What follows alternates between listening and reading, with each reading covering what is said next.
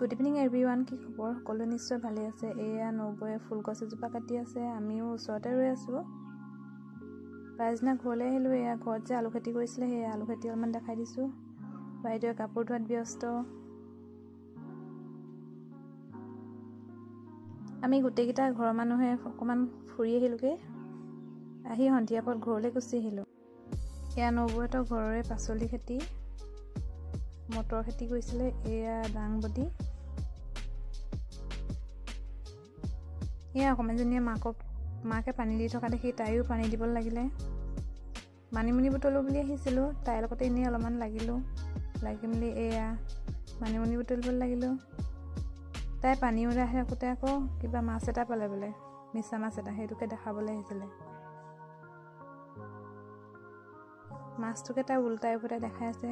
আজিলৈ আহিছোঁ, bye bye.